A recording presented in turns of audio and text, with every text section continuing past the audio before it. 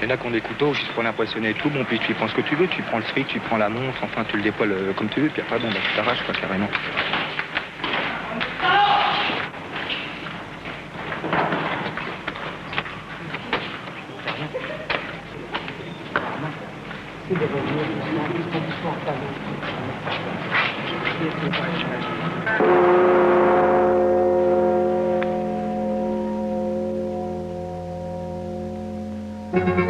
Note un peu l'étoile jaune, mec. L'étoile du ghetto Saint-Michel. L'étoile des voyageurs immobiles. Et là-haut... là-haut, on te vend la ville en rose. Moi, j'y vois qu'un cercle vicieux. D'abord le machin touriste, la Catépoum, avec ses glorieuses dépendances. L'hôtel Dieu et l'enfermement. L'antichambre de Sainte-Anne pour les anges qui résistent encore. La maison Poulaga, fichier électronique, garde à vue, garde à vie. Et pour les anges déchus qui veulent en finir, pour les petits démons épouvantés par le grand, une seule issue. La Seine. Un beau petit plouf dans le grand égout.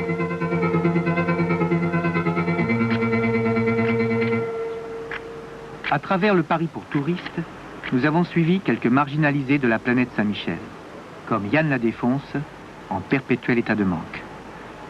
Ouais, je suis super cool. Mais je peux pas t'exprimer parce que t'as jamais touché à ça. Tu peux pas comprendre. Derrière la préfecture de police, nous arrivons au palais de justice qui fait plus de 6 km de couloir avec son dépôt de toute la délinquance. Sur votre droite, monsieur, madame, vous pouvez apercevoir le temple de la création Beaubourg. Derrière la cathédrale, il y a le mémorial de la déportation. On m'a forgé à m'exprimer en étant violent. Parce que cette haine qu'on avait envers moi, parce que j'étais pas normal, je l'ai ressenti au fond de moi-même. Et quand c'était le soir à la maison, des scènes de violence épouvantables, et moi ça m'a marqué, et c'est pour ça que je suis parti, j'ai fait la route avec des amis et tout, j'ai vécu de vols, d'agressions, et j'ai été en prison. La première fois que j'étais en prison, c'était à partir de 19 ans. Et 2 mois après, on avait volé 34 voitures, on avait fait 14 cambriolages, on a fait 12 agressions, et je me suis retrouvé à Châteauroux, à 19 ans et demi, entre 4 murs. Et j'ai pris 4 mois. Je suis reparti à Paris. J'ai zoné, j'ai agressé, j'ai vraiment vécu j'ai été dans des HP parce que je me rendais dingue en fin de compte. Je savais plus pourquoi j'existais. Depuis l'année 75 à l'année 77, je suis resté 4 mois dehors, entre l'HP, la prison, Fresnes. Et j'en ai vraiment marre. Je veux m'en sortir, mais les gens se refusent à me donner une chance. Mais j'ai été complètement détruit par ce système. Quand on vient à 7 h du matin, t'ouvrir ta porte de ta cellule. Eh messieurs, debout, réveillez-vous, c'est l'heure du café. Et puis on referme la grille. Et c'est comme ça que j'ai appris à avoir la haine, en fin de compte, envers moi-même. Mon cœur a été brisé. Aujourd'hui, la planète Saint-Michel s'étend jusqu'à Beaubourg, le mausolée Beaubourg. Beaubourg et sa raffinerie culturelle qui secrète une théâtralité baroque et déviante. Du rock? On fait du rock?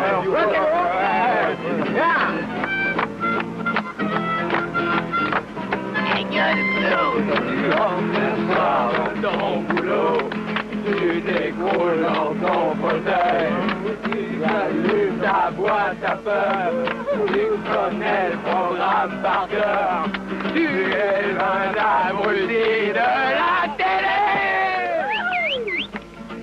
Les télé défoncent, un style d'information, un style de variété, un beau plat de publicité.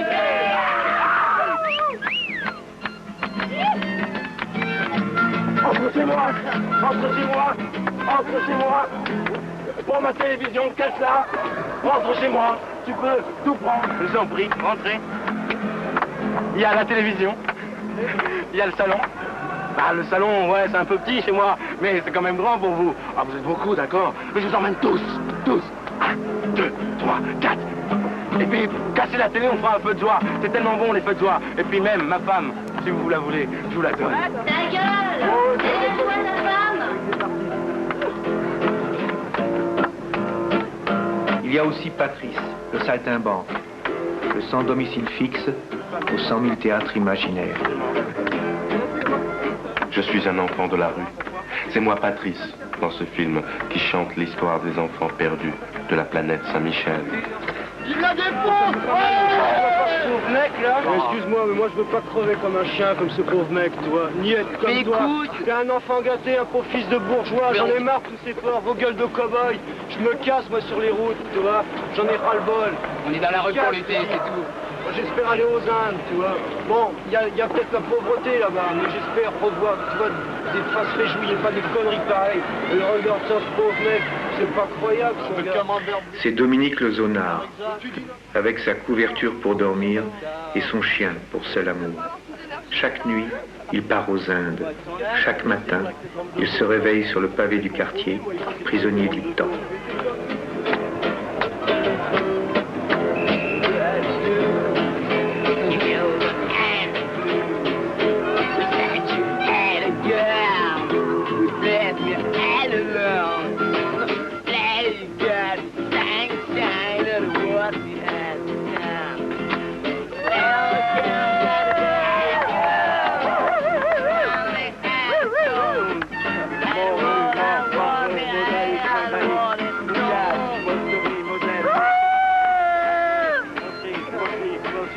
N'ayez pas peur, bonnes gens! Et l'on tourne la manivelle du camp. T'as pas 100 balles? Allez, fais pas le salaud, quoi. La manivelle du temps éclaté, où tout va changer et où rien ne change, où zoner c'est planer, où tous les discours des marginaux seront récupérés, folklorisés, montrés, annulés par la mythologie bourgeoise. La shooteuse, les mecs! Il en manque, mais il en manque! Les shooteuses! La guitare!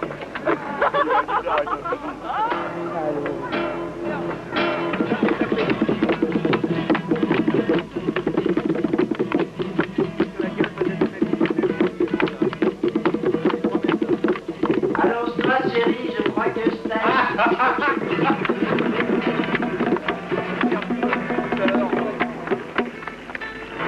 En France, ils sont 2,5 millions de Français sous-prolétaires. Ils n'apparaissent sur aucune carte. Ce sont les ignorés du quart-monde. Comme Alain et Denis, ces deux jumeaux, ces deux migrants qui vont dans la jungle des villes de hasard. Quand il y a quelque chose qui me plaît, ou alors que j'ai pas de fric pour pouvoir l'acheter, je le pique, c'est tout. C'est-à-dire que j'essaye de regarder s'il y a personne devant moi, préparer la tire et préparer la fuite en même temps, parce qu'il faut pas s'amener comme ça en se disant bon je le prends puis je m'en vais comme ça, hein. Faire gaffe à soi, parce que ça coûte cher. Ouais, avec ton sursis et mon sursis, on pourrait que peut-être couler en tôle. Et quand ça gueule au voleur? Bah faut courir, faut pas rester.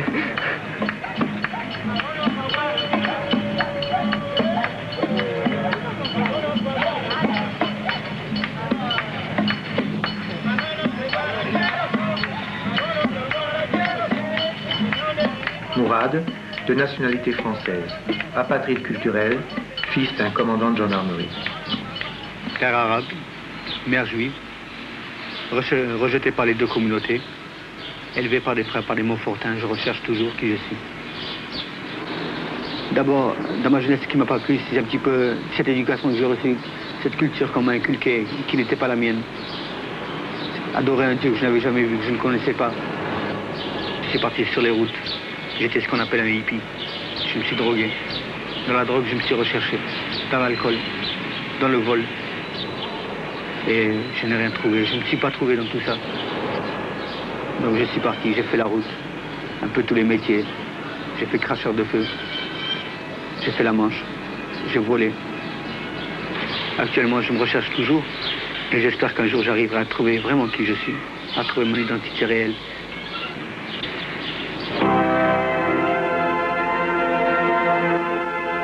Vous savez qu'on vient du San Jacob, on est considéré un petit peu comme des oiseaux rares, comme des animaux dans un zoo. Nous sommes les truands, les gangsters, les drogués, les camés.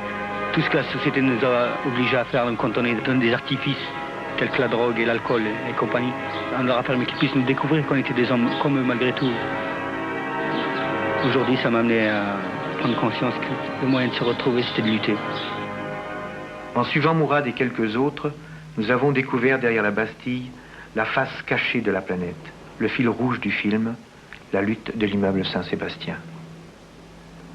Je suis arrivé à Saint-Sébastien, je venais voir les copains et j'ai appris qu'ils menaient une grève sur le chantier, qu'ils bloquaient les travaux du chantier. Et d'abord au début, j'ai squattérisé un appartement, tu vois, il était vide. Je suis arrivé, j'ai cassé la porte, je me suis installé et j'ai commencé à participer à la lutte avec les copains, tu vois, avec les gars du Centre Jacob. Mourad, comment tu expliques que les marginaux ont conduit cette grève? Eh ben, on a voulu démontrer qu'on n'était pas que des voyous et que cette vie telle que la menions, on nous l'a imposée, on nous a rejetés et de ce fait on a montré qu'on n'était pas irrécupérable comme il disait.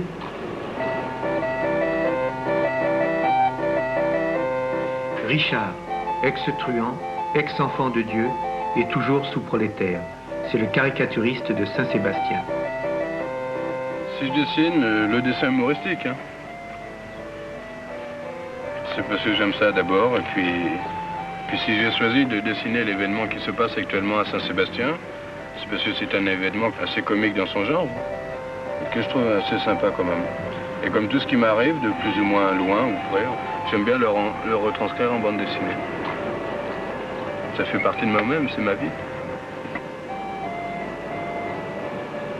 Raymond l'éducateur s'entretient avec l'élu local. Nous avons droit à la lumière, c'est le détonateur d'une situation très pesante qui existe pour les habitants de l'immeuble du 1 impasse Saint-Sébastien. Et de la sécurité menacée par l'édification d'un centre sportif, non seulement va boucher la vue des habitants, les rendre aveugles, et d'autre part, ça risque de menacer la sécurité des habitants même, parce que creuser des fondations à côté d'un immeuble qui a été déjà ébranlé, c'est pas fait pour garantir la sécurité des habitants. Le percement de la voie nouvelle, qui va être rendu possible par la démolition de la maison, ça va contribuer à rentabiliser la CEFIMA parce qu'ils vont bénéficier d'une meilleure desserte. La maison, elle était supposée être démolie, avant d'en avoir l'autorisation par la ville de Paris.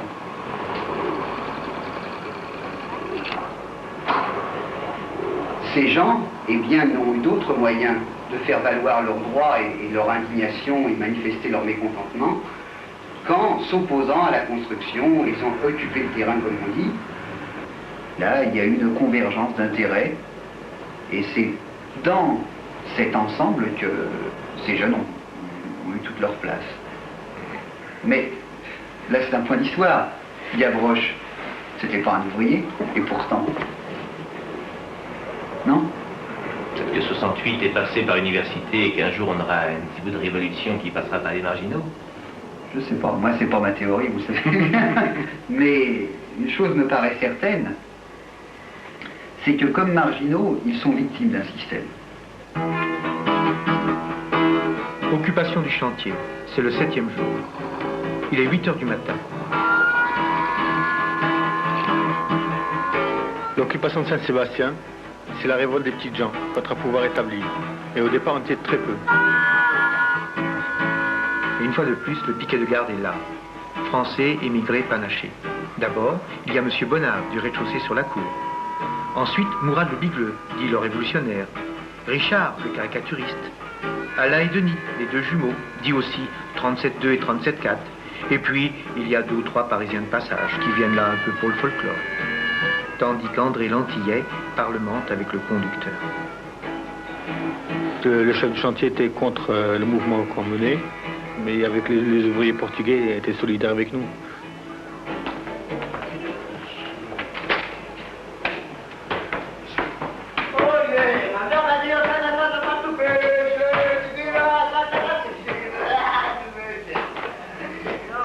Vu là, il y a le mur qui est presque cassé la gueule. Ouais. Dans quelques temps, même pas, tu vois, tout ce qui est là, ça va tomber par terre. Il paraît que ça fait de A, B, ouais. C, D. Bien, et on monte. Viens, vas-y, on t'a fait couper les cheveux, j'ai dit là, t'as qu'à toi si tu veux. Pas parce que je porte une chemise à fleurs, j'ai déjà collé la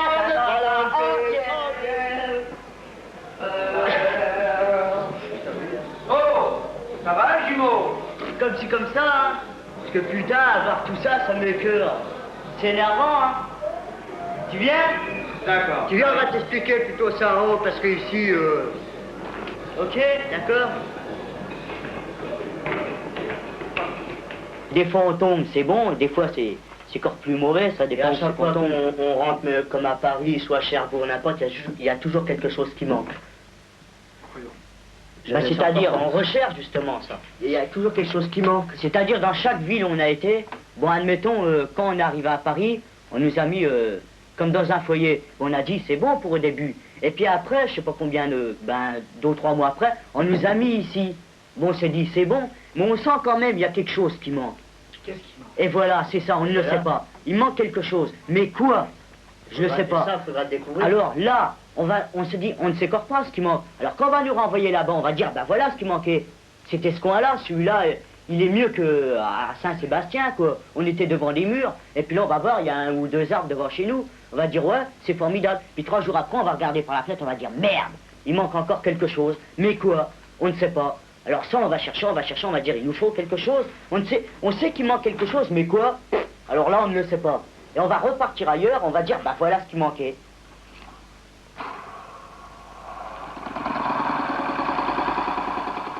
Ce qui m'a intéressé dans cette lutte, moi, en ce qui concerne les jeunes du Centre Jacob, enfin, qui sont vraiment des... Enfin, c'était pas rien, cette population qui était là, hein, c'est des jeunes vraiment asociaux, hein, qui sont en marge de tout, du système de production, puis des mois, et sinon, pour certains des années, vivaient dans le métro, dans 2 cases d'arnaque. Hein. Pour un coup, ils se sont intégrés quelque part dans quelque chose qui les concernait aussi. Hein, pour ces gosses qui sont absolument inинsérables dans toute collectivité, dans toute institution, pour un coup, il s'est passé quelque chose et ils ont défendu un territoire avec les autres. Et ça m'a semblé assez exemplaire. Pour un coup, ils sont entrés dans une lutte qui les a concernés. Enfin, un gars comme Mourad, par exemple, a occupé le chantier...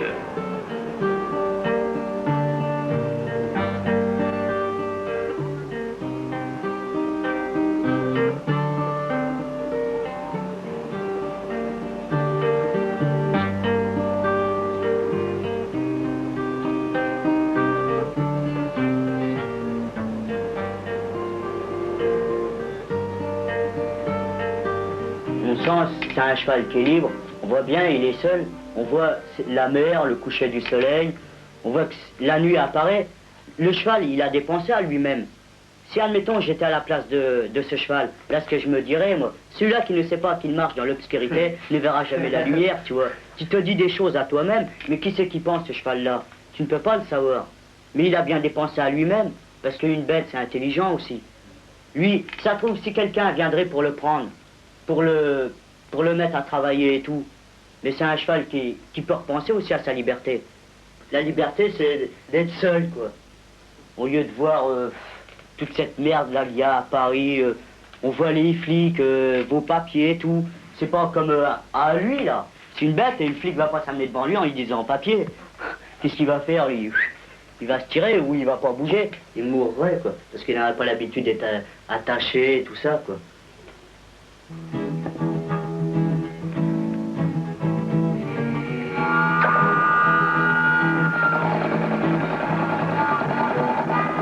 L'huissier a remarqué notre caméra. Il se cache.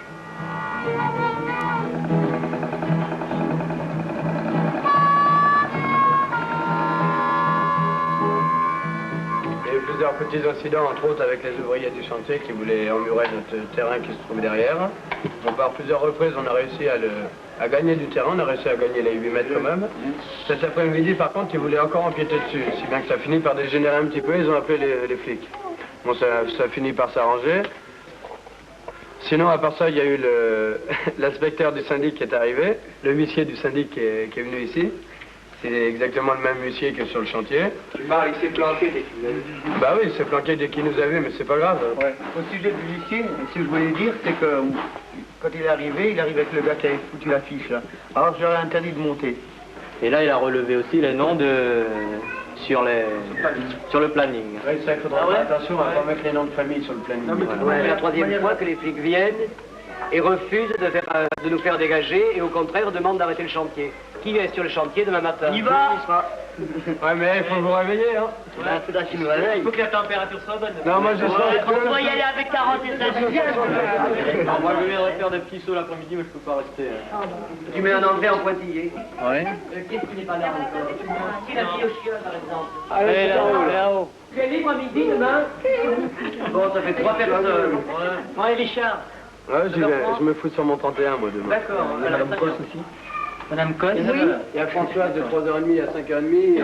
C'est Calfette. Avec une bouteille de lait. Alors, monsieur Bonab, vous me réveillez demain matin? Ouais, c'est dans le cas. Ouais, il faut que je sois chanter en même temps que vous. Hein? Parce que hier et aujourd'hui, j'ai pas été. Oui, mais pour ça, il faut vous lever de bonne heure. Ah, mais je suis pas... Il faut moins fumer. Voilà. Dis-moi, ça va.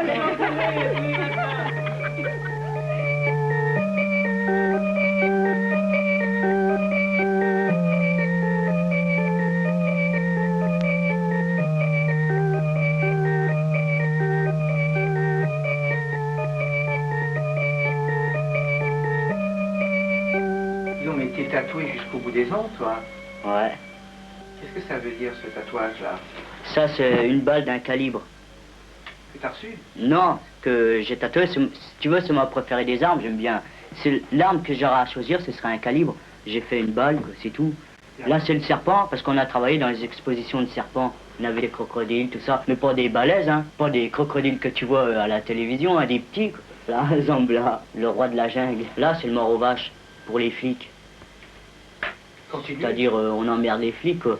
Ça, c'est Steve McQueen. C'était un film que j'avais été voir. Alors, c'est un acteur qui m'a assez choqué, quoi. Alors, j'ai tatoué son nom, quoi. Ça, c'est Thor. C'est une chanson de Johnny Hallyday. Alors, j'ai piqué le nom de sa chanson, quoi. Parce que la chanson qu'il a écrite, je la trouve bien. Mais j'ai pas marqué raison. J'ai juste marqué Thor. Parce qu'il y a des moments, je préfère donner tort à la société mieux que ce soit moi qu'à tort. Pourquoi tous ces tatouages? Pour emmerder la société. Pourquoi tu veux l'emmerder la société? Parce qu'ils nous regardent d'un air de dire, mettons, celui-là fait de la prison et tout ça. Et en même temps, ça peut leur montrer que c'est vrai. Et qu'on les emmerde quand même. Alors là, c'est comment, je te dis, l'amour et la souffrance. Là, c'est l'amour, la souffrance et la haine. Et vivre avec toi ou mourir? C'est une fille qui m'a piqué. Parce que, je sais pas, je l'aimais bien, tu vois. Il y a bien 2 ou 3 ans que j'ai pas remarché avec une fille. Et dans le dos, t'as quelque chose aussi? Ouais, c'est un aigle. C'est moi qui l'avais tracé. Il y a un copain qui l'avait piqué. Mais là, j'ai raté un peu, c'est le mec qui est là. J'aurais dû le faire plus croche, quoi. Le gars a mis 4 heures pour le piquer. Mais il a fallu qu'il soit sous, quoi. Parce que sans ça... Là, c'est la potence. La potence de qui? Bah, ceux qui sont condamnés à mort. Admettons, ceux qui ont fait des crimes, comme en France, c'est la guillotine. Bon, ici, c'est en Amérique, c'est la potence. Et en Allemagne, c'est condamné, c'était à la hache, je crois. Ceux qui sont ficelés, qui sont à genoux, comme ça, qui leur tiennent. Et avec une corde, il leur tend sur le cou et sur les bras par l'arrière. L'autre, il pose son pied, comme ça, il tire. Et avec une sorte de sabre, il coupe la tête. Mais ça date déjà de, je sais pas combien d'années. Parce que maintenant, en Allemagne, je ne sais plus comment ils tuent. Dans les prisons de la RFA, je ne mérite quand même pas cela. Andréas Bader! Andréas, à qui je l'ai dit, ce Bader ne sert. Pour les jurés, en Hermine redoutable, qui derrière la grande table, jouer les vilains marchés de sable, faire peur aux jeunes coupables.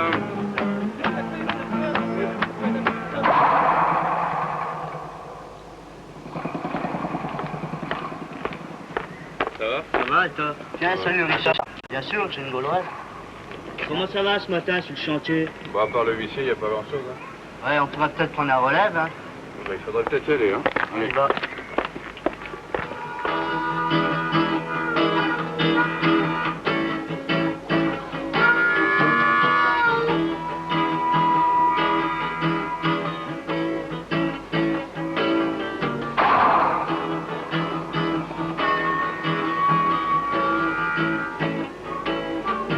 J'ai été élevé par mon père en petit truand, parce que lui était un truand par son père, et il avait décidé que moi aussi j'en serais un. Depuis que je suis tout petit, d'abord ça a commencé parce que j'avais une incontinence d'urine, alors j'étais refoulé par ma famille. C'était tous les jours des claques dans la gueule, ça m'est arrivé souvent, puisqu'on habitait au bord de la mer à Franceville. d'avoir des... Ça m'est arrivé souvent d'avoir des traces dans le dos, des traces de ceinture dans le dos, et j'osais même pas enlever mon pull à la plage pour pouvoir me foutre torse nu comme tout le monde, pour me faire bronzer. Je voulais pas le faire parce que j'avais des marques dans le dos. Ça m'est arrivé aussi souvent d'aller à l'école avec un slip accroché dans le dos, et puis un panneau « Je suis un pisseux ». Et mon père qui était derrière en train de m'emmener à l'école à coups de pied dans le cul. Ça m'est arrivé souvent, ou alors je courais devant la voiture et lui il était derrière, au volant. Ça m'est arrivé souvent ça. Mais pas qu'à moi non plus, à mon frangin aussi, à tous mes frères et sœurs. On est 15 enfants dans la famille. Une famille assez nombreuse, ça crée déjà des problèmes. Et en plus de ça, un père qui est complètement débile. Il était malade ici surtout.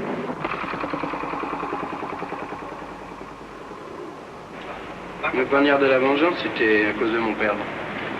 Parce que j'avais trop subi son influence et trop... J'étais en prison aussi à cause de lui pendant 8 mois. D'abord à cause de mes conneries, mais à cause de son nom qu'il avait bafoué. Et ce poignard, si je l'avais fait, c'était parce que j'avais qu'une envie, c'était de le tuer. Je voulais le tuer. Et je pensais plus qu'à ça. Par n'importe quel moyen, mais je voulais le tuer. Et puis ces 8 mois de prison m'ont donné réflexion quand même. Et j'ai décidé de les enlever, tous ces trucs-là. Le poignard de la vengeance, la rose des vents qui est ici, qui veut dire je suis recherché aux 4 coins de France. J'ai voulu tout enlever, je me suis brûlé à la cigarette. J'ai 48 brûlures de cigarettes sur le bras. Parce que j'ai décidé de vivre autre chose, j'en ai marre de ça. Je veux pouvoir marcher la tête haute, pouvoir être fier d'être un homme, pouvoir marcher dans la rue en regardant en face de moi, en regardant droit devant moi et pas marcher la tête basse. J'ai jamais eu la confiance de mes parents, ni de mon père, ni de ma mère. Personne n'avait jamais eu confiance en moi. J'ai voulu leur prouver que j'étais capable de faire quelque chose. Et j'ai suivi l'exemple de mon père, j'étais vraiment le petit con. Bon, ce que je pense moi étant le petit con, un petit truand. Celui qui va voler n'importe quoi pour pouvoir se montrer, s'affirmer à lui-même. Et puis j'ai compris que c'était inutile. C'est pour ça que maintenant j'essaye de combattre la violence. Pas par la violence, mais par l'humour, la caricature et la satire.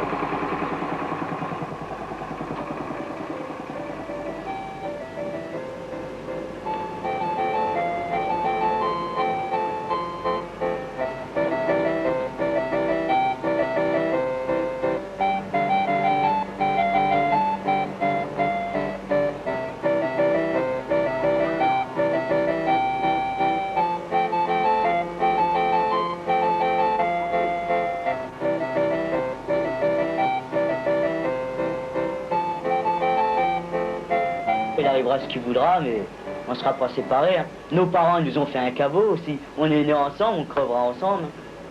C'est une histoire d'amour entre vous deux, alors, d'abord. Si on veut.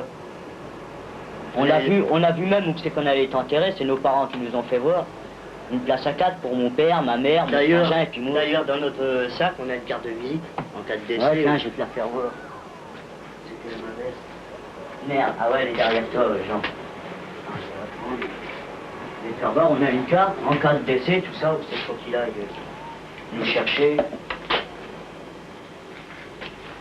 Là, parce qu'il peut arriver des Ils ont fait ça parce qu'ils savent très bien qu'on est inséparables. Vous êtes inséparables. Et on avait demandé ça aussi. En cas d'accident mortel, prévenir les parents au numéro de téléphone s'ils sont sur la carte. Mais tu penses vraiment à la mort tout souvent? Ah ouais, Ah, ça peut arriver d'un jour ou l'autre. Pourquoi hein. tu penses à la mort? Bah rien que l'autre jour quand j'ai été chercher le déter dans une pharmacie. Hein, je revenais à fond, j'avais tellement envie de me défoncer, j'ai failli passer sur une bagnole. Le mec, il n'aurait pas eu de réflexe appuyé sur le frein, et ben j'y passais. Hein. Et pourquoi t'as envie de te défoncer à l'éther? Parce que j'en ai marre des gens, et puis ça fait du bien de se défoncer quand on a des soucis ou n'importe. C'est plus fort que nous, des fois le soir on y pense, on se dit merde, on y pense toujours quoi. Que là on prend l'éther, bah c'est beaucoup mieux. Hein. Mais tu sais que ça brûle les poumons quand même. Ouais, on me l'a déjà dit ça. Tu sais que ça fait mal. C'est hein. Mais je te crois pas. Ça. Tu te défonces vraiment à l'éther? Ouais, j'ai les cadavres de bouteilles, tiens alors. On va en racheter ce soir même. Tout ça, c'est les cadavres des bouteilles? On les là. On n'en prend jamais une bouteille comme ça, une soirée. On en achète 2 comme ça, tu vois. 2 à moi et 2 à mon frangin. On prend un coton et la bouteille. On verse comme ça. On referme le bouchon. Parce que l'éther, autrement, on referme le bouchon. Et comme ça. Faut pas laisser les yeux grands ouverts. Et puis au bout de 2 ou 3 fois qu'on a mouillé le coton, on voit dans le bout des pieds ici, on commence à avoir des fourmis dans les pieds. Après on voit que la tête nous tourne. Ah c'est vachement bon. Tu remouilles encore une fois ton coton et tu t'allonges, faut pas que tu aies une lumière qui éclaire assez fort. Tu prends une bougie, tu la mets sur le coin. Toi, tu t'allonges, tu vois, il faut même pas regarder la flamme de la bougie. Si, admettons, je regarde Charles Bronson qui est là-bas, tu vois, je vais le regarder, et puis après, si je veux tourner les yeux, c'est plus fort que moi, je vais regarder encore Charles Bronson. Ou ainsi, si je regarde les gobelets, là. C'est plus fort que nous, les yeux se retournent le premier regard qu'on a lancé, quand on y reste. Et quand on est vraiment parti dans, qu'on peut appeler ça un autre monde, quoi. Et qu'est-ce que ça te fait, tout ça? Au début, tu sais, quand tu plaques ton mouchoir, t'as envie de tousser. Là, faut le replaquer. Alors lui, il avait tendance à reculer la tête. Qu'est-ce qu'il a fait, le mec? Il a pris la tête de mon frangin, et puis il a plaqué le mouchoir, tu vois. Puis après, au bout d'un certain moment, il a dit au copain, bon, c'est plus la peine de me le mettre. Il a pris lui-même le coton, et puis se l'est mis. Et un jour, c'est mon frangin qui m'a expliqué. C'est lui qui m'a tenu la tête au début, puis voilà. Est-ce que tu te rends compte que ça t'abîme les poumons et ouais, je sais, on me l'a déjà dit. C'est pas grave, ça. C'est pas grave, hein, on a rien. Ça t'ennuie pas l'idée que tu vas en mourir, peut-être? Non, j'y pense même pas. Quand on a les terres devant nous, on ne pense pas à la mort. On pense pas du tout à la mort.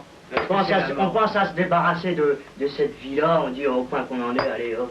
Le lendemain, les soucis recommencent. C'est comme quelqu'un qui boit parce que sa femme l'a quitté. Voilà. Alors il prend une cuite. Et ben là, c'est pour ce monde-là, l'argent, la vie qu'on mène, quoi. Vous croyez que c'est quelqu'un qui a la cravate, qui roule en belle voiture et tout, qui va se défoncer comme ça? Non, c'est la drogue des pauvres, je le sais, mais ce que je voudrais comprendre, c'est pourquoi vous essayez d'oublier tout un soir pour reprendre le même travail, la même horreur. Parce que du matin au soir, quand on est emmerdé avec tous les emmerdes qu'on a, ça nous travaille, et il y a un certain moment, on en a marre, on n'arrive plus à dormir ni rien. Alors qu'est-ce qu'on fait? On se défonce. Et une fois que la bouteille, elle est finie, nous, on la jette. Et là, après, tu fermes les yeux, tu vois. Au bout de 10 minutes, tu t'endors. Bien sûr, quand tu te réveilles le lendemain matin, tu as toujours les mêmes problèmes. Alors quand tu vois que ça va encore mal, tu te dis, bon, bah, je me redéfonce. Comme ce soir, on va se défoncer, on va avoir de l'argent, qu'on va aller chercher, on va racheter de la terre, on va se redéfoncer. Et même qu'on saurait qu'il y aurait les flics qui viendraient, on s'en fout pas mal une fois qu'on est défoncé. Ce qu'on fait le soir, voilà, on regarde l'heure, il est 9h. Ce qu'on fait, on ferme le verrou et tu vois, il y a les deux vis qui sont derrière. On la redresse comme ça, puis regarde maintenant, celui qui est en dehors, il ne peut pas ouvrir parce que Flavio, il a le double. Alors on lui dit à Flavio, on ne veut pas le dire à France parce que elle, on le dit à Flavio, tu vois, on dit c'est pas la peine de rouvrir parce que derrière on va avoir des vis. Bon, on met les vis et après, même si on entend taper dans la porte, on n'ouvre pas, hein. Même si on nous dit police, c'est la police qui enfoncera la porte, hein. On s'en fout de tout, on se dit les flics ou n'importe, on emmerde tout. La société et tout, on les emmerde. Ils pensent ce qu'ils veulent, on n'a rien à foutre. Une fois qu'on a ça devant nous, hein, c'est terminé. Hein. On s'en fout de tout. Hein.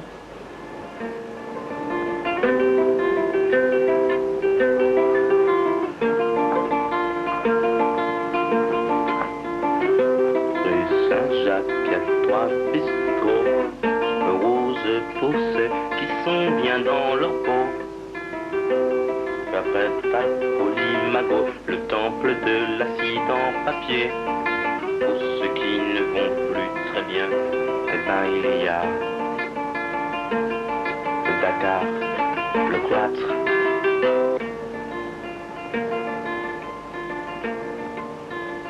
Le cloître, c'est un bistrot qui est très bien.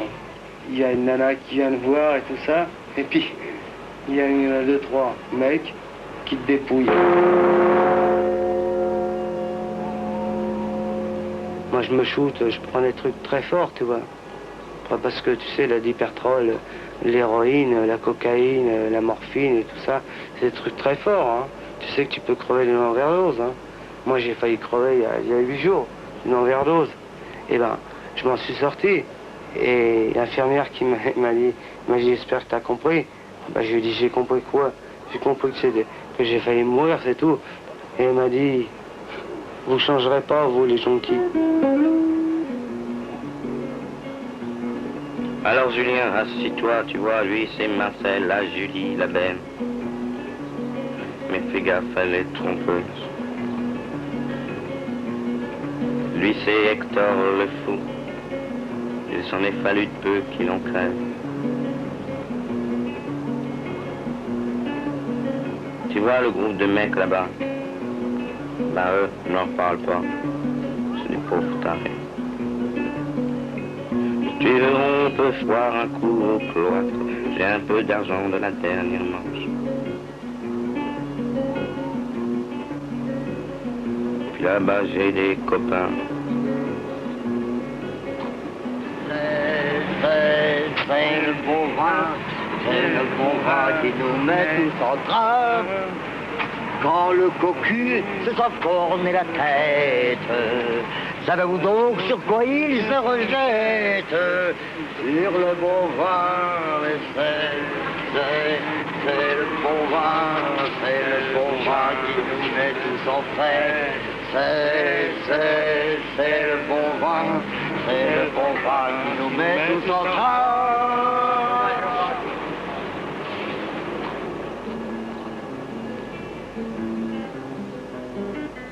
Marie est morte depuis longtemps d'une overdose de vin. Et ce vin-là provient de la société. Marie est morte d'une overdose de 20 ans. C'est dans le dégueulis que nous vivons.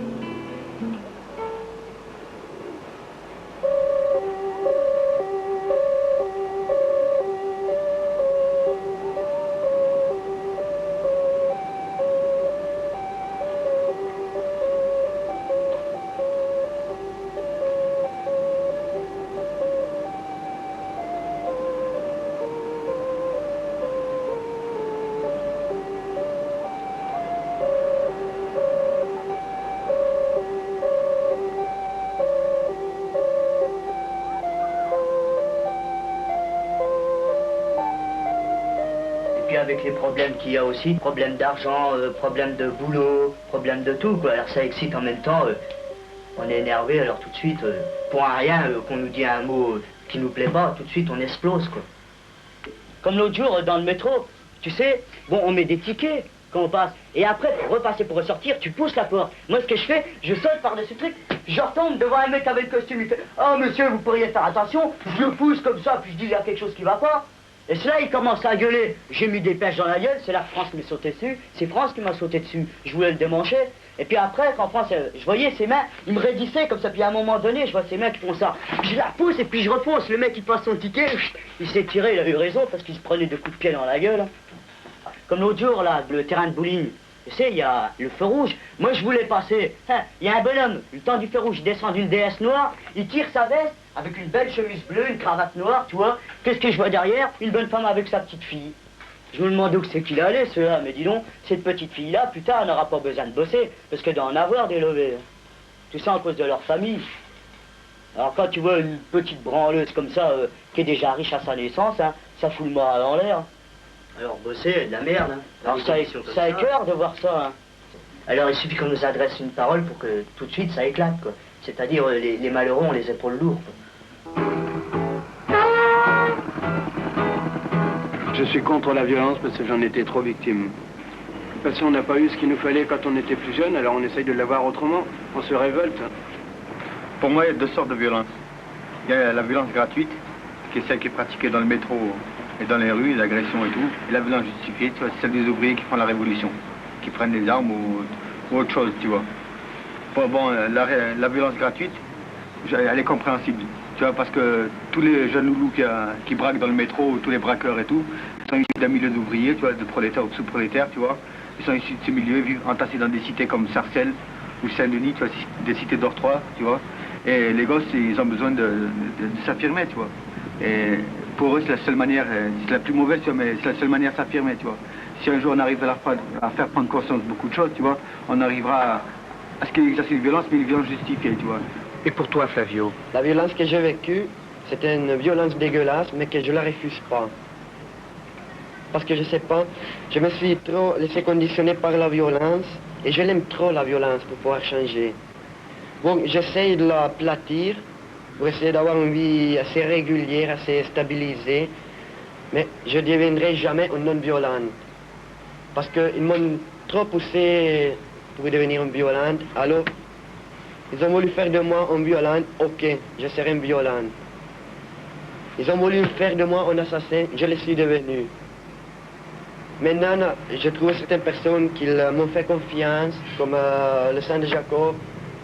Alors, je vais m'aplatir la violence pour la simple et bonne raison que je ne veux pas trahir leur confiance. Je ne veux pas trahir tous les mois de boulot qu'ils ont fait pour m'aider à m'en sortir.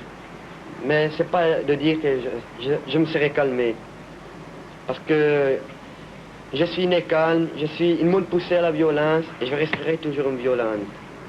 Tu es victime de la violence ou tu es quelqu'un qui t'exprime dans la violence? Je suis été une victime dans la violence, mais maintenant, je ne veux plus être une victime. Je m'exprime dans la violence.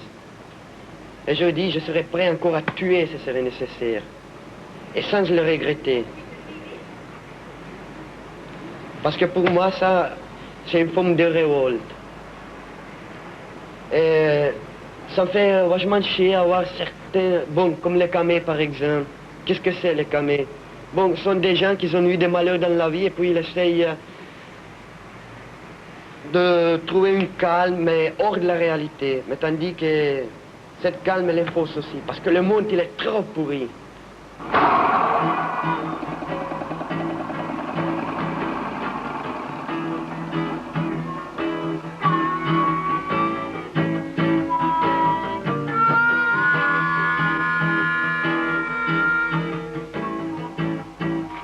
Premièrement, on n'a pas de travail parce que c'est pas que je suis raciste, mais il y a beaucoup d'étrangers qui viennent en France et ceux-là, ils sont obligés de les prendre. Parce qu'ils viennent pour travailler en France, automatiquement, ils les prennent avant le français. Je prends avant le français. Alors tellement il y a d'étrangers maintenant en France, il n'y a plus que du temporaire. Alors 15 jours une place, 15 jours une autre, et à la fin, il y en a ras-le-bol, quoi. Et pour ce qu'on est payé, alors on dit, ben, moi je dégage. Mais tu as l'impression que ces travailleurs étrangers, ils prennent ton travail à toi. Ah, il y a moins d'étrangers en France, sûr qu'il n'y aura plus de travail. Hein. Tu vas te faire sauter, mon petit gars. Mais il a tout raté. Bon. On va te faire foutre. On va couper, écoute. Pédé, là. Ah, je dis ce que je veux, allez hop, dégage. Sors dehors. Ouais, bah si tu veux, je veux bien. Écoutez, restez tranquille, on peut parler. Tu penses pas quand même qu'on va se battre pour ça? Ils sont en train de nous expliquer, là, les enculés, là. On a discuté ensemble, et puis c'est tout. Ils veulent bien me foutre une tape dans la gueule. Ça fait déjà 15 ans, tu vas voir comment c'est arrivé, moi. Et alors, t'en as jamais fait, toi? Hé, t'as jamais eu de cicatrice? Ouais, mais c'est la bonne cicatrice. Ouais, c'est pas faire. Ouais, bah viens. Soyez mieux de rentrer, on va faire. Ouais, alors, il a qu'à pas sortir avec un couteau. Mais ne vous énervez pas avec un couteau, qu'est-ce que ça veut dire? Un couteau, moi, je prends une barreline, On a vu commencer, les Arabes. Ah, écoutez, je vous en prie, hein. Donne-moi le fusil. Ouais, moi, ça m'énerve. Regarde, je te dis, on va se faire blaguer, hein.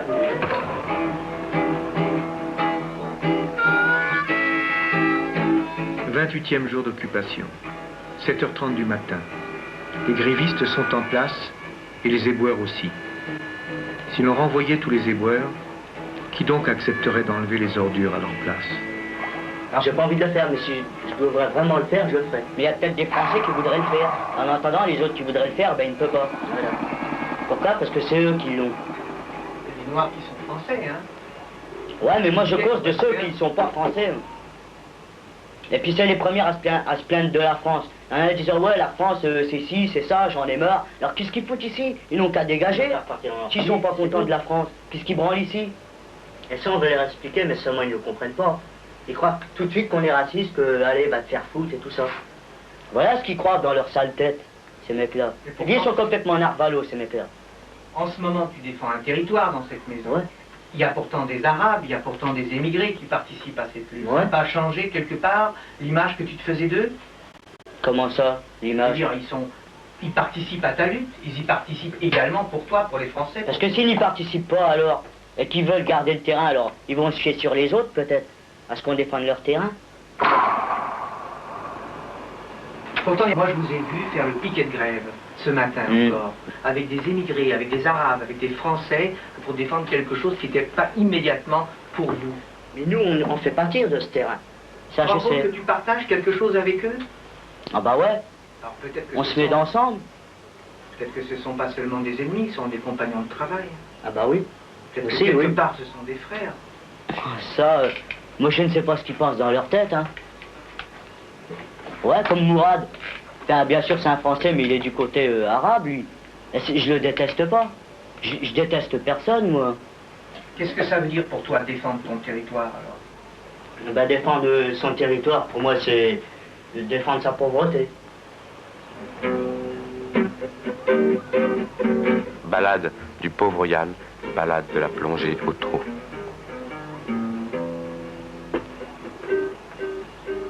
Yann, prison de Fresnes.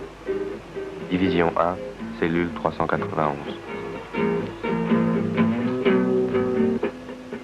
Plein de cul, de l'arnaque.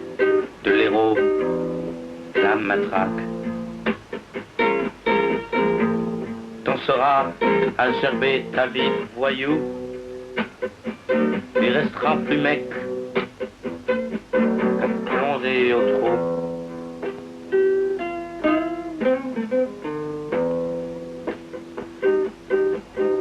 Comme Spovian, qui était en manque, et aller piquer dans un drugstore, n'importe quoi, mais qui se boit pour être dans son tort. Les flics sont venus et lui ont mis le grappin dessus.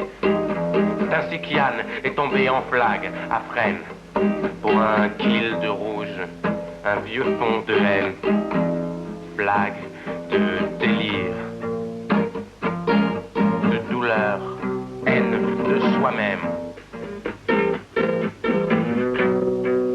Les poignets crochetés à la longue chaîne que nous avons tous forgée.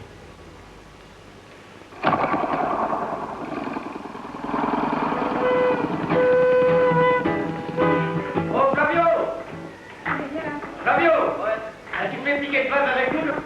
Non, je peux pas. Je viens de vous avec le toubib. Qu'est-ce que tu as? Ben, pas grand-chose. Je dois aller faire un cardiogramme. Hein? Je dois aller faire un cardiogramme. Alors, tu peux pas venir? Non. Quand j'ai connu Flavio, j'étais une camée à 100% depuis 2 ans. J'en suis sortie parce que maintenant j'ai plus besoin d'un oubli total. En Suisse, j'étais pas bien. Comme les gens maintenant sont pas bien dans leur misère. Je suis partie avec Flavio. Bon, on commence à avoir un peu à manger régulièrement. Il n'y a pas cette misère derrière qui fait que généralement on a tendance à s'énerver facilement, à être nerveux. France, les jumeaux t'aiment beaucoup quand ils parlent de France. Ils m'ont dit, avec Flavio et France, on a fait la bouffe ensemble. Et pourtant, ils ont voulu vous jeter par les fenêtres. Ils nous aimaient bien, ça je le sais, quoi. Et puis je pense que des gens leur auraient fait partager plus souvent cette vie-là, ils n'en seraient pas arrivés à ce point.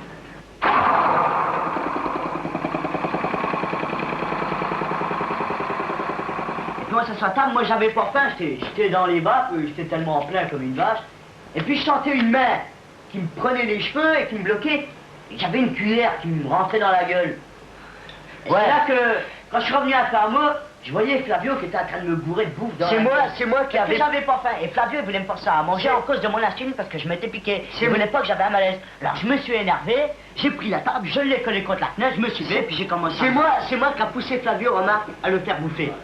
À cause de son insuline. S'il n'aurait pas bouffé, il tombait en hypoglycémie. Il se retrouvait à l'hôpital. J'ai dit à Flavio, fais-le bouffer. Parce qu'avec moi, il m'aurait pas écouté, mon frangin. Mais j'aurais jamais pensé qu'à la fin, il serait énervé, qu'il aurait pris la table, qu'il l'aurait balancé comme ça. Mais il a voulu te faire manger. Mais pour son bien. Parce que t'as du diabète. Bah oui. Flavio, je me rendais pas compte, j'ai fait plein. Flavio, lui, il est malade aussi. Des poumons, du foie et tout. Alors lui, il a du sirop à prendre et des médicaments.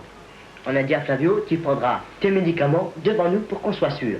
Parce qu'il en a avalé aussi, lui, pour eux.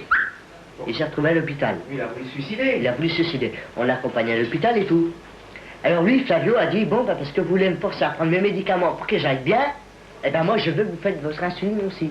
Prenez peur qu'il vous arrive de bricole. Donc la preuve que c'est un ami.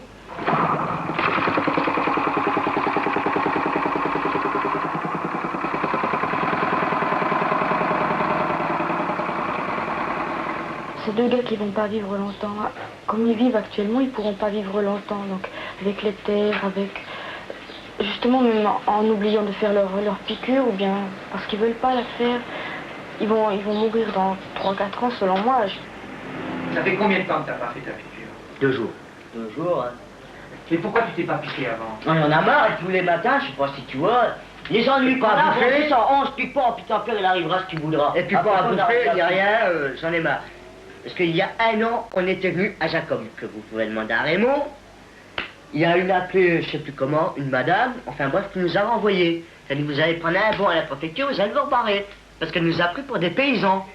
Nous, on est repartis en Normandie, on a fait des cambriolages et tout ça, pour bouffer. On a été au casino, à Granville, et tout. Le lendemain, on se faisait arrêter par la police. 1 an après, on remonte sur Paris, Denis et moi. Toujours ensemble, bien sûr, parce qu'on ne peut pas se séparer. On a été voir Jacob. Raymond, il s'est dit en lui-même, que vous pouvez lui demander, Ah, de la laitruand. Ils vont encore nous demander du fric, ils vont encore nous chiner. C'est pas du tout ça. Moi, le fric, j'en ai rien à branler. On était à la Comète, tout ça, ils nous ont dit non, parce qu'on y avait été 1 an, je le reconnais, on a foutu de bordel, on était plein et tout, ils nous ont renvoyés parce qu'on n'a pas payé. On était au château des Rentiers. Quand même, le soir, ils nous donnaient un repas. Mais il fallait y être à 5 heures. On se couchait vers 7 heures. Le matin, on s'en allait vers 5 heures aussi. On en a eu ras-le-bol de ce foyer-là. On est parti à la mi-pain. À la mi-pain, écoute, on est parti à la mi-pain. On les rencontrait aussi encore des clochards. Ils quartiers de partout. Ouais, fallait y être avant 6 heures dans leur crèche pour pioncer. Sans ça, on restait enfermé dehors. Le soir, on n'avait que de la soupe à bouffer. On pouvait en prendre tant qu'on voulait. 4, 5, 6, 7, 8, 10 si on voulait de soupe.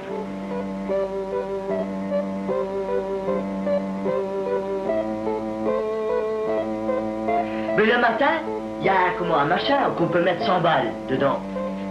Pour avoir, ouais, ou qu'on peut avoir du chocolat ou du café. On en a pris un. Bon, du chocolat. Moi, on aime bien le chocolat. On ne devrait pas en prendre, mais enfin, on en prend. Parce qu'on est sensible comme on est diabétique.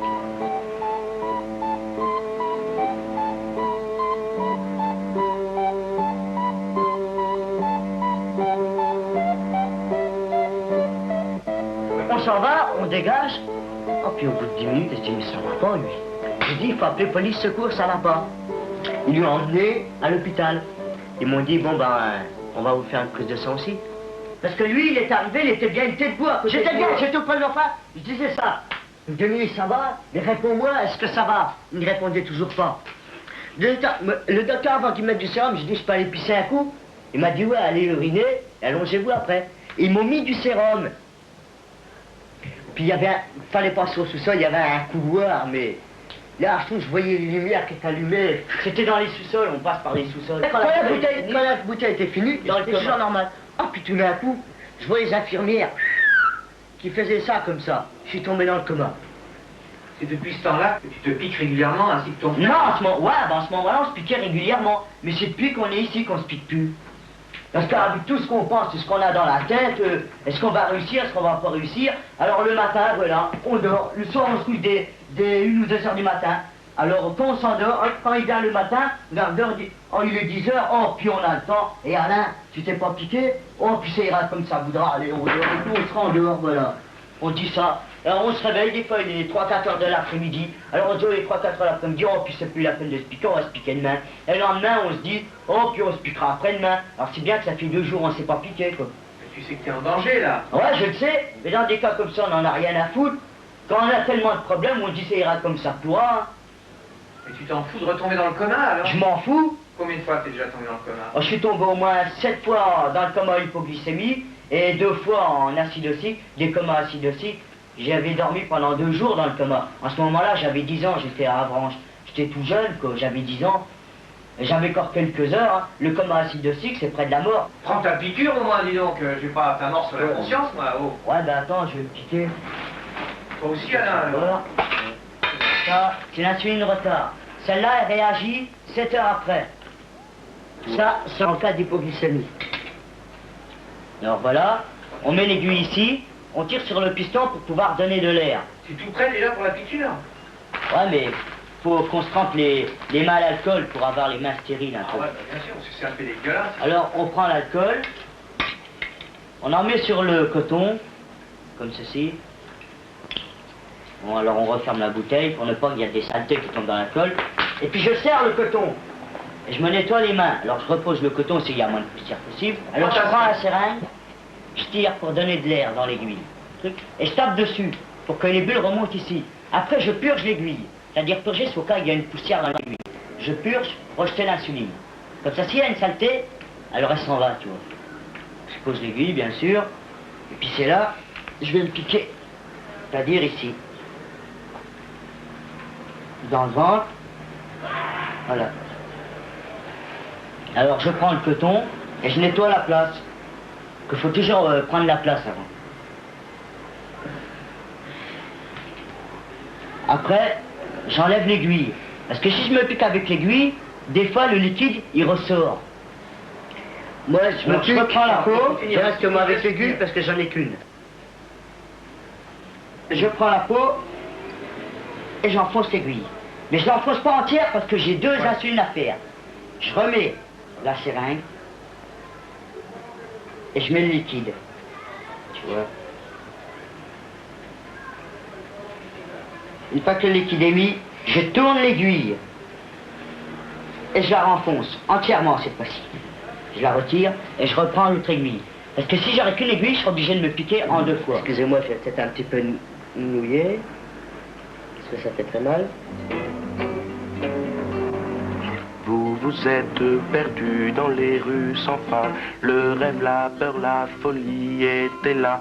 Et je vous dis, ce n'est pas de ma faute si je vous aime. Pour vous, y a pas de futur. L'avenir, c'est le présent. C'est ici et maintenant. Et je vous dis, ce n'est pas de ma faute si je vous aime. À Paris, malgré les lumières, le soir il fait tellement noir. Vous êtes resté tout seul à dormir dans les caves. Ce n'est pas de notre faute si on vous aime. Même si on n'a pas su vous le dire.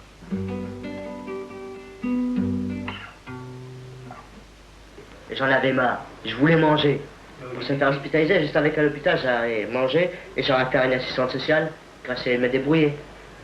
Et tu t'es volontairement mis dans le coma? Ouais. Et alors, qu'est-ce qui s'est passé? Ça t'a arrangé? Les 50 unités que j'ai mis le soir, c'est moi-même. Parce que je devais les mettre, normalement. Et je les ai mis. Quand j'ai vu mon frangin qui avait un malaise, je savais qu'il allait être hospitalisé. J'ai dit, moi, je vais pas t'hospitaliser. Et autant mieux que je suis hospitalisé avec lui. J'ai remis 50 unités. Et c'est là que le docteur a dit que j'étais en hypo. Et j'étais hospitalisé avec Denis, mon frère. Et qu'est-ce que ça signifie pour vous d'être diabétique aujourd'hui? C'est pas une forme de chantage? C'est con, mais c'est bien. Parce que d'un sens c'est con, faut se piquer le matin, alors des fois, on en a marre. Mais le jour où on est dans la merde, ben on peut se foutre dans le coma, et on pourra revoir une assistante sociale. Et le jour où on voit vraiment qu'on peut plus rien faire du tout, et ben on peut se donner la mort. Qu'il y en a, ils se donnent la mort, mais ils souffrent. Ils peuvent se pendre. S'ils se pendent ici, le gars, il a même pas pour 5 minutes à mourir. Mais s'ils se pendent ici, il a pour 10 minutes. Que nous, on s'endort. Et on se réveille pas. On a une envie de dormir qui nous prend, puis on tombe dans le coma. Et puis, s'il y a personne qui est ici, 3 jours après ou 4 jours après, eh ben on est sûr qu'on y passe. Et les docteurs, ils peuvent rien faire. Autrement dit, pour toi, le fait d'être diabétique, ça te sert pour qu'on s'occupe de toi? Non, c'est pas... C'est-à-dire ça, admettons... Non, oui, si on veut. J'ai un cousin qui s'appelle Daniel Down, il s'est foutu en l'air à l'âge de 25 ans. Et pourtant, il était marié et tout. Avant de se prendre, il avait fait un gamin à sa femme. Il a été voir ça, Sa mère, il a offert un tourne-Dix et des Dix. Et il a dit, tiens, maman, je t'offre ça parce que tu me verras plus. Le lendemain, il était pendu. Et il avait 25 ans, parce qu'il a déjà 25 ans, on peut pas se débrouiller. À partir de 25 ans, c'est fichu. Qu'est-ce qui va s'occuper de nous à 25 ans? Ils vont commencer à me dire que là, vous avez 25 ans, ils vont dire, ah, vous avez 25 ans, hein, débrouillez-vous. Là, on pourra se débrouiller autrement, hein, avec ça. Je me donne encore 5 ans, au bout de 5 ans, ça me fera 25 ans. Je vois vraiment qu'il n'y a rien à faire, alors en ce moment, il n'y aura pas à hésiter.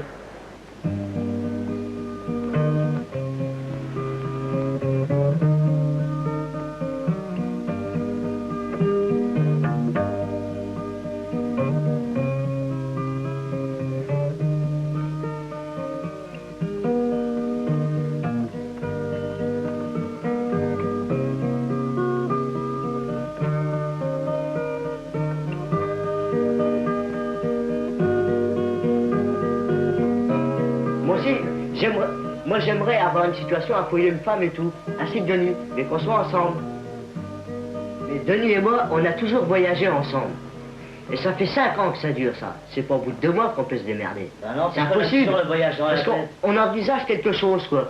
Et je ne tiens pas à finir comme un clochard qu'on voit dans les métros. C'est pas une vie. Tu supporterais pas la vie? Ah non, non, ah non. Ils sont malheureux, ces mecs-là. Et alors, il n'y a pas à bouffer. Ils dorment où c'est qu'ils veulent et tout, ils ont froid, ils ont faim, ils ont soif, ils ont envie de dormir.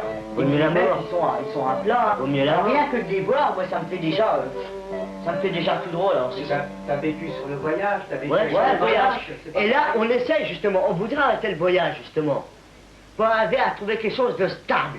Mais c'est pas en 2 mois, comme a dit Raymond, qu'on pourra trouver quelque chose de stable. Non. Combien de temps il faut? Ah, il faudra au moins... Moi, quelqu'un m'a dit au moins 3 ans. Mais moi, je me donne 1 an encore. Pour changer. Pour changer d'idée. Pour changer un peu de tout, quoi. Et sinon, tu feras comme dira l'assistante sociale, l'hôpital Ouais, et la prison. d'hôpital en prison. Explique-moi ça. C'est-à-dire, l'assistante sociale m'a dit, si tu ne suis pas ton régime ni rien, que tu fais le camp avec ton insuline, tu feras d'hôpital en hôpital. Même Raymond nous l'a dit. Ou alors, parce que l'assistante sociale a su qu'on a fait de la prison aussi. Ou alors, tu referas des conneries pour bouffer, pour pouvoir arriver à manger à cause de ton insuline. Alors tu voleras, tu feras de la prison. De la prison. Hôpitaux et prison. Hôpitaux et prison. Ça te paraît pas Et bien un jour, les hôpitaux et les prisons, il y en a marre, alors vaut mieux la mort. Et une fois qu'on est mort, bon, on y reste, on n'a plus de soucis. Et s'il y en a qu'un des deux qui veut mourir, si l'autre veut vivre. Le jour où Denis se fout en l'air, moi je me foutrai en l'air. Oui, Parce que ça fait 20 ans qu'on est ensemble et tout, qu'on avait la même aventure, qu'on a souffert ensemble. Je ne verrais pas pourquoi que mon frère serait mort et moi je vivrais tout le temps. Le fait qu'il ait un désir de mort, ça ne veut pas tout dire. Celui qui a un désir de mort, simultanément, il a aussi un désir de vie. C'est parce que lui, quand il te dit qu'il a envie de mourir, c'est que derrière ça, il a encore envie de vivre.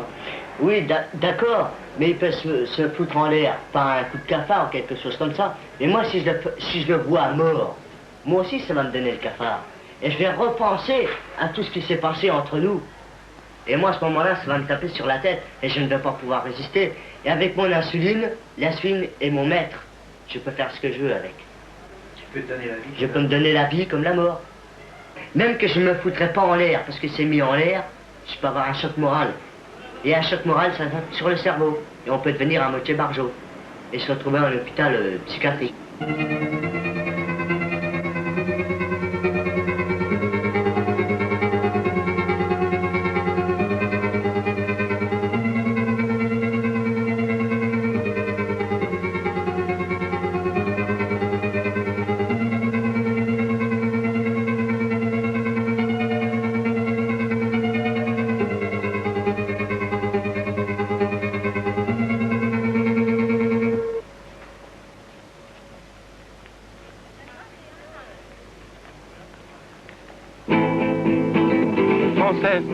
Émigré et panaché.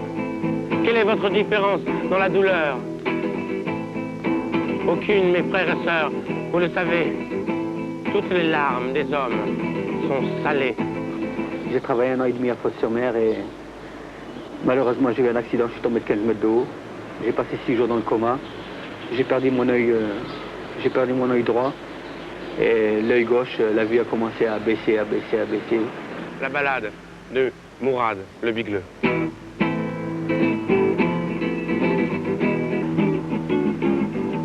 Mourad, les Tsoubib t'avaient prévenu.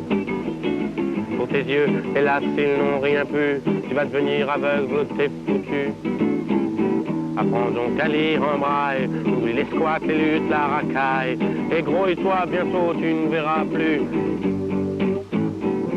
C'est vrai, qu'est-ce que t'avais à faire, le con, avec tes yeux? Avec ta vie. L'œil droit, on te l'a volé au travail. L'accident stupide sur un chantier. L'œil gauche, il t'en restait 3/10. Ça te suffisait pour vivre ta bohème. Et si t'avais besoin de jouer les héros et d'aller faire le con dans le métro. Au métro de la gare du Nord qui va vers l'église de Pantin, il y avait un rapide assis. Et c'est un bonhomme bien sapé. Ils sont venus, ils ont commencé à lui taper dessus, tu vois. Ton œil gauche, Mourad, si tu le perds, c'est pour avoir défendu un frère du Paris des négritudes, agressé un soir de solitude. Ils l'ont traité de singe habillé. C'est pour avoir dans ce putain de métro défendu un noir contre quelques fachos.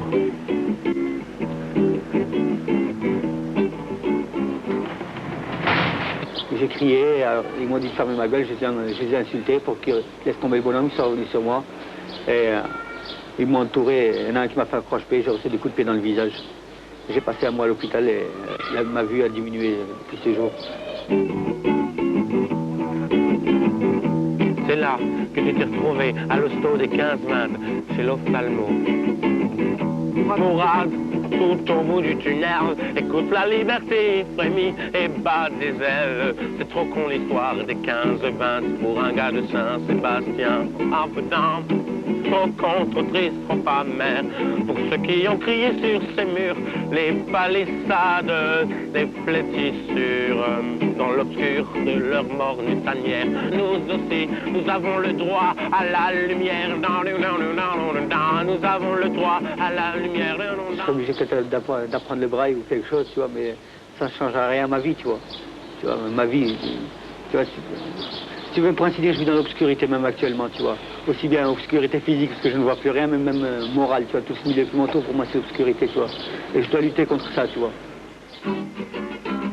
Mourad, toi aussi, tu as le droit à la lumière.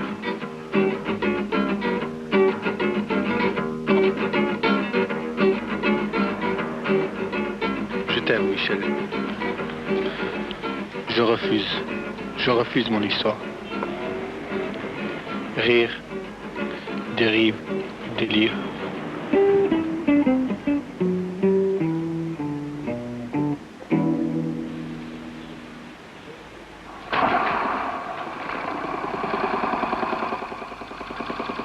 Mourad, tu penses que les sous-prolétaires de Saint-Sébastien peuvent regagner le monde du travail? Oui. Si actuellement ils sont en dehors du monde du travail, c'est parce que la réglementation, si tu veux, envers les jeunes pour travailler, tu vois, est assez dégueulasse, tu vois. Nous, si on a choisi cette vie, tu vois, c'est qu'on avait conscience de ça, tu vois. Et de ce fait, un jour, on aura notre place, tu vois, on crée notre propre système, tu vois. D'autogestion, tu connais? Moi, je pense que toutes les formes de marginalité, de déviance, tous les mecs et les filles qui sont un peu paumés, si on veut trouver quelque part un point commun entre eux, hein, c'est qu'ils sont à côté du système de production, hein, qui bossent pas. Hein, souvent, on sait bien qu'ils n'ont pas de qualification. Bon, peut-être que parmi les boîtes d'intérim, on sera celle qui sera un petit peu plus spécialisée pour les manutentionnaires ou les coursiers ou des boulots de ce genre. Mais on sera ouvert également à toutes les autres formes de demande. Quand tu poses la question boîte d'intérimaire à quelqu'un, même quand il y bosse, il ressort quand même pas mal de critiques. Tu te fais tromper par les patrons aussi, parce que t'es payé à coup de lance-pierre et puis c'est eux qui se font du fric sur ton dos. Meilleure rémunération parce que vous participez au bénéfice. Première sorte, donc pour l'employé qui serait celui qui arrive, quoi. Et puis deuxième sorte, celui qui sera actionnaire. L'autre avantage, c'est quand même, alors je sais pas comment il faut le dire, hein, mais que c'est nous qui ferons la sélection des employeurs. Ouais. Ce qu'il faudrait, c'est trouver un cycle qui fasse penser à toutes les considérations qui nous ont fait créer cette boîte intérim. Donc moi j'avais pensé à une main comme ça. Avec un poil au milieu.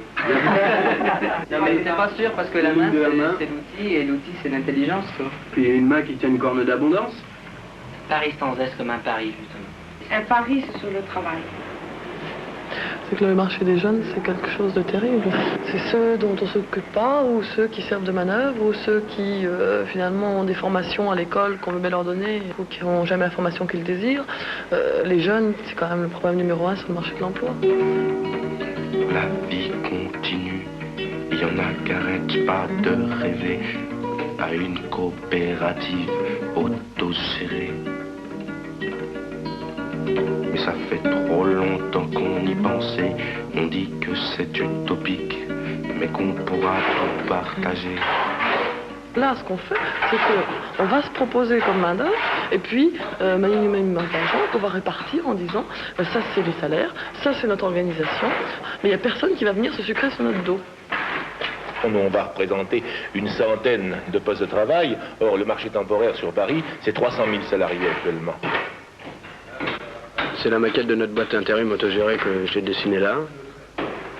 On pratiquera pratiquement les mêmes prix que les autres, mais c'est sur la marge excédentaire. Une partie sera versée en sursalaire, et puis il y a toute une autre partie qui va constituer un espèce de fonds commun qui nous permettra de faire des prêts, d'acheter louer des chambres, enfin, parce qu'il y a un gars qui n'a pas où aller bouffer, qui ne sait pas où aller dormir, il ne reste pas au boulot.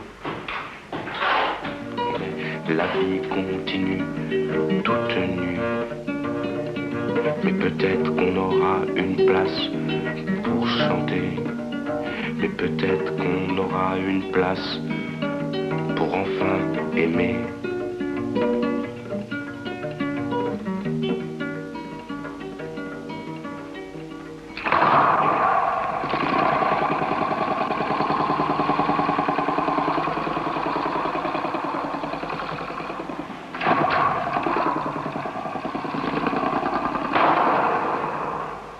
Ce matin, pour la première fois, la grue se retire.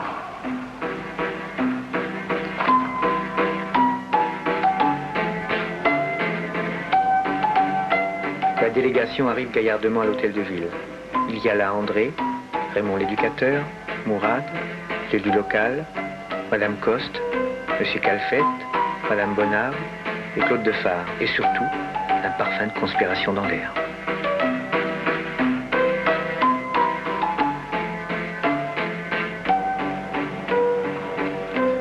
Nous avons été reçus par M. Cabana, secrétaire général de la ville de Paris, le directeur du logement, et nous avons eu la promesse que tout le monde serait relogé pour le bâtiment B dans les 15 jours et pour le bâtiment A avant la fin de l'année.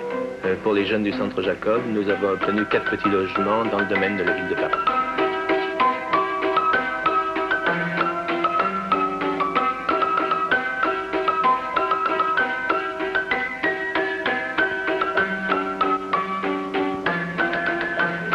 T'as vu ce michoui? Il n'y a que les riches pour bouffer ça. On pourra en faire un. Ouais, on pourrait bien faire un michoui, nous aussi, pourquoi pas. Et tu vas l'avoir où, c'est le bouton? Ouais, on n'a pas de tout, ni rien. Bon, on fait comme Mourad a dit, on va le piquer en banlieue. Non, le truc qui est mieux, ça serait dans un abattoir. Comme ça, il est tout de suite prêt. Ah oui.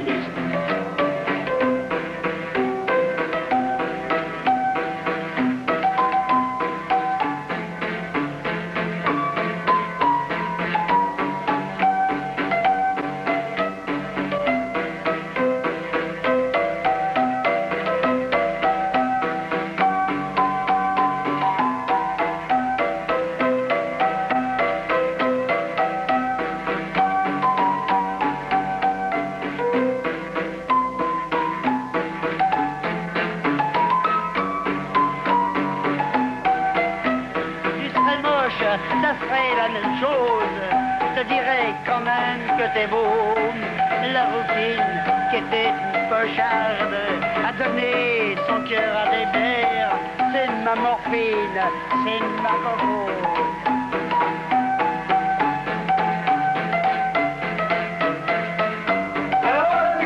À la victoire de l'immeuble! À la victoire de l'immeuble!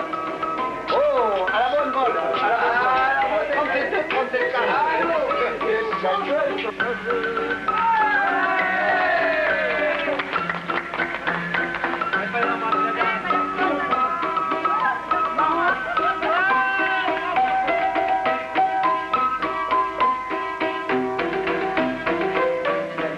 Il y a presque tout ce qu'on a usé devant le chantier pour obtenir le relogement et puis tout ça, quoi.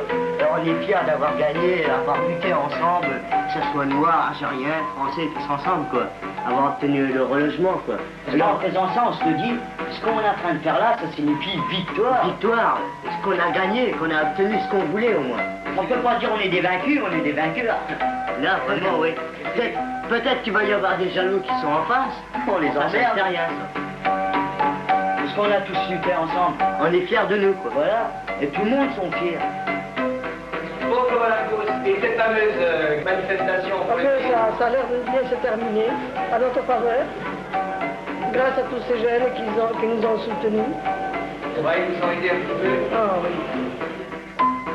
Mourad avait choisi d'inviter tous les locataires au méchoui, même l'indifférent, celui qui lui avait dit « si la maison s'écroule, la préfecture me le dira ». Bonjour, c'est le locataire de l'immeuble. Vous savez qu'on a occupé les chantiers pendant plusieurs jours et on a obtenu un relogement. Et l'enquêteur est passé dans tous les appartements. Et je voudrais savoir s'il est passé chez vous et... Il est passé les inspecteurs de la préfecture et puis le domaine. Oui, c'est ça, c'est bon. Alors vous savez que tout le bâtiment B sera relogé avant le 15 juillet. Le bâtiment A avant le 1er janvier. Alors donc on a gagné, aujourd'hui on organise un méchoui. Alors vous êtes invités si vous voulez participer. Vous y venez? Vous ne savez pas? Quand même, faites un effort quand même. Hein. C'est la victoire de tout le monde, pas seulement du bâtiment B, mais la victoire des deux bâtiments. C'est tout. Merci, au revoir.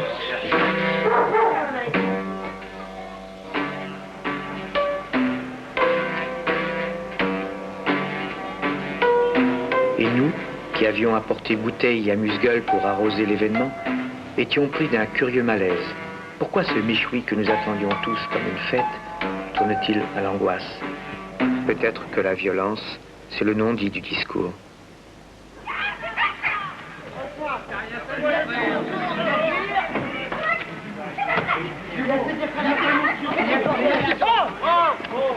Hey Denis!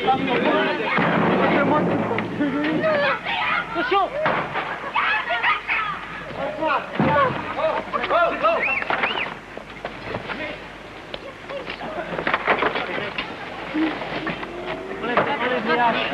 Enlève les couteaux.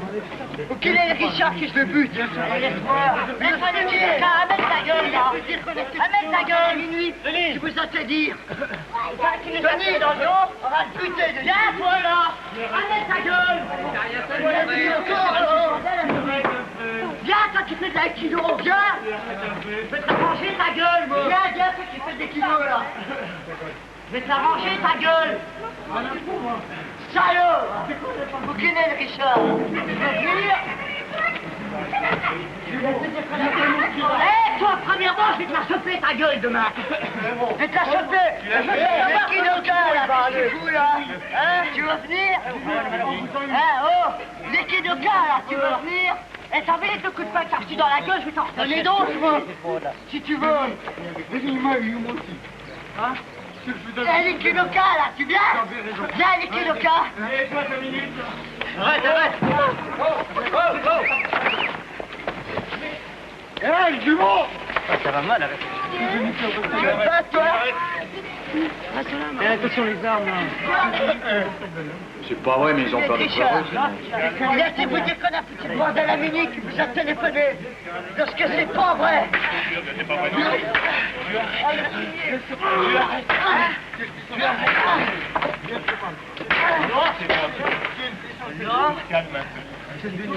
Allez, je finis! Calme. Voilà, plus tout de suite! D'abord, Richard! Allez, putain! Calme-toi! Fumier! Calme-toi, il a rien fait de... Il a rien fait des chats! C'est des cons, des saloperies! Bon Dieu, viens! Moi, je suis énervé, j'en ai plein le cul de ces mecs. Faut les buter, les mecs pareils. Vive le système, vive les flics. Appelle-les les flics. Torche-moi pas les couilles, toi aussi. Hein. Et la vie continue avec l'arsouille et la magouille. Et rien n'a changé au pays de la soi-disante liberté. Car la vie continue et toi tu restes assise là sans rien dire.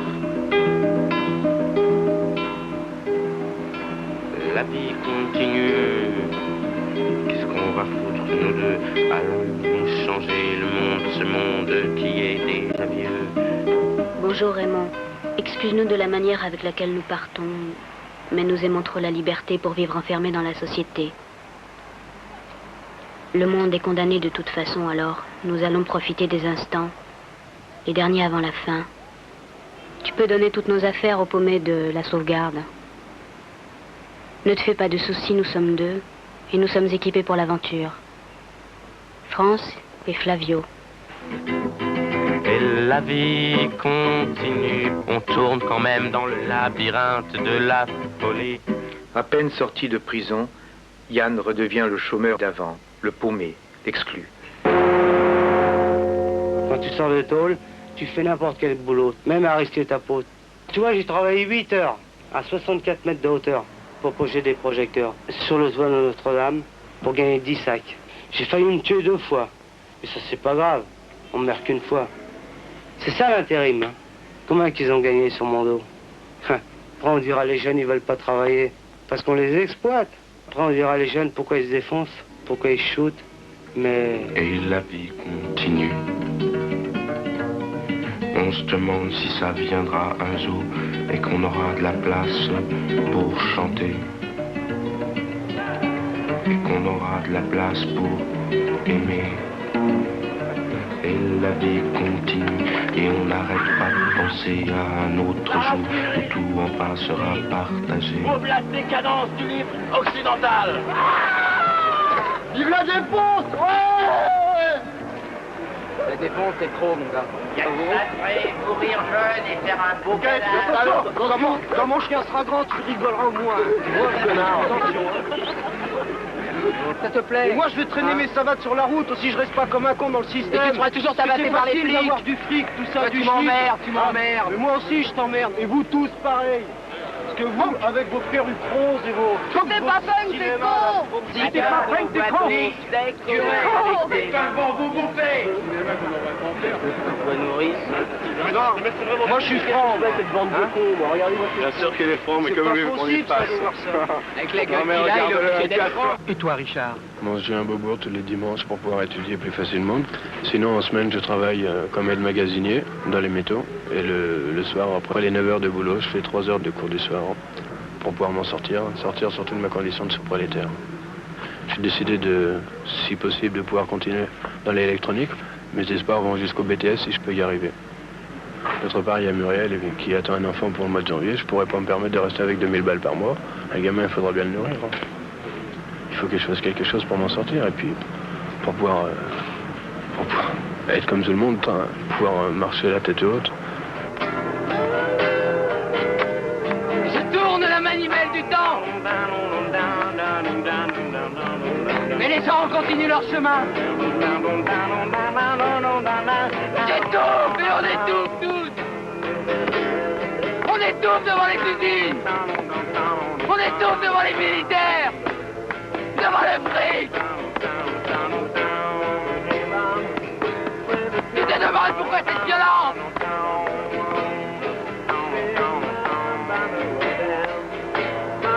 C'est la manivelle de la décadence.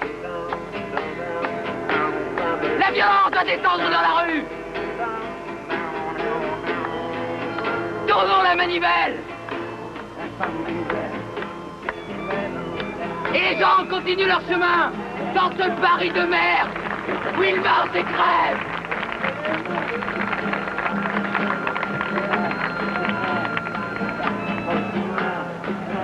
Et l'étape du monde vers une société sans théâtre, sans rue, sans culture. Vers une société de morts vivants.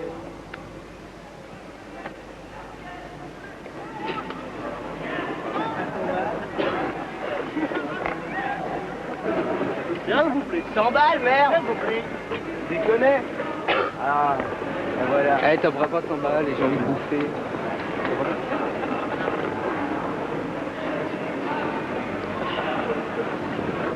T'as pas 100 balles. La désagrégation, c'est beau. T'as pas 100 balles pour le junkie?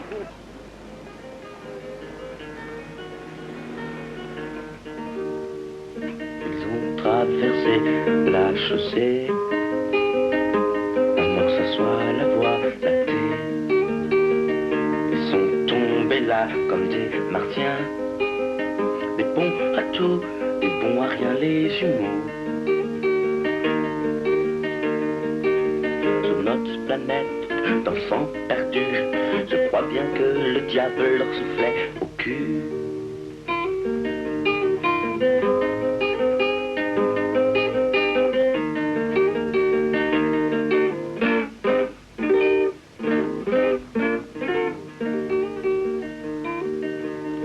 Dites-moi donc où est mai 68. Dites-moi vite ce qui n'est pas mort. J'en rêve, j'en suis à y croire encore. À l'utopie, comme une brûlure, un rêve crevé. Mais je sais qu'il n'y aura d'espoir que celui qui viendra des désespérés.